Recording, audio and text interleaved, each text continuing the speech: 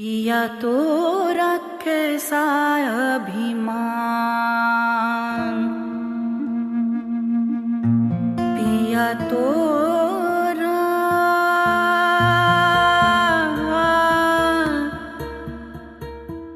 कैसा अभिमान। আমি সবাইকে বলার কথা হচ্ছে যে ঋতু আর আমি তো একসঙ্গে অনেক ছবি করেছি, তা না, মানে হাজার হাজার মাইল গল্প করেছি আমরা সেখানে দাঁড়িয়ে।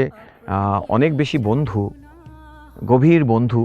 এই বইটা আমি আমাকে ঋতু গিফট করেছিল, আমি জাস্ট আজকে আমরা একসঙ্গে, ঋতু অনেক সময় হয়েছিল যে বই কিনছে একসাথে দুটো সেট কেনা হতো, একটা বই আমার কাছে যাচ্ছে, একটা ওর কাছে থাকছে, ওর যেটা মনে হতো যে আমার পড়ার দরকার আছে।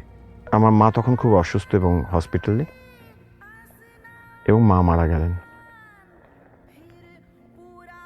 তো ঋতু খুব এক্সট্রিমলি, ঋতু সেই সময় একা, এবং ওরও বাবা মা মারা গেছে তার কিছুদিন আগে, মানে কিছু বছর আগে।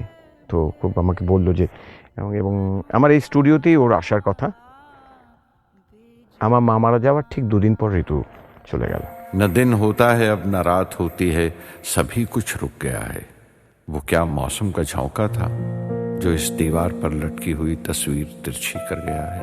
মাতৃশোক যেটাকে বলে, মা চলে যাওয়ার যে শোকটা, সেই শোকটা আমি আর এখনো পর্যন্ত সেই শোকটার মধ্যে আর ঢুকতে পারিনি। ঠিক দুদিনের মাথায়, মানে 28 তারিখে মা চলে গেছে, ঋতু 23 তারিখে।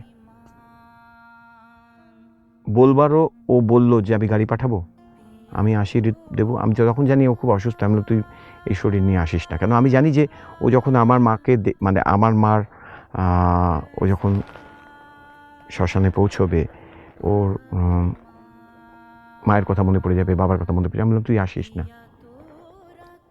বলে তাহলে তুই সেরে আয়। আমি তখন কি বলবো, আমি বললাম না ঠিক আছে। তখন বললো যে আজকে জ্বর আছে, কালকে, এই কালকে, তারপর দিন, মানে দ্যাটস 30 তারিখ, 29 তারিখ গেছে, 30 তারিখ। সো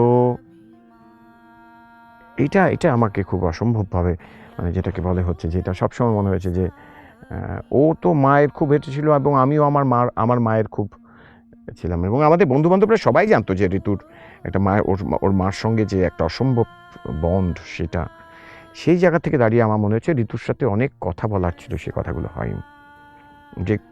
যে কথাগুলো আমরা নিজের মধ্যেই বলতে হয় আর কি।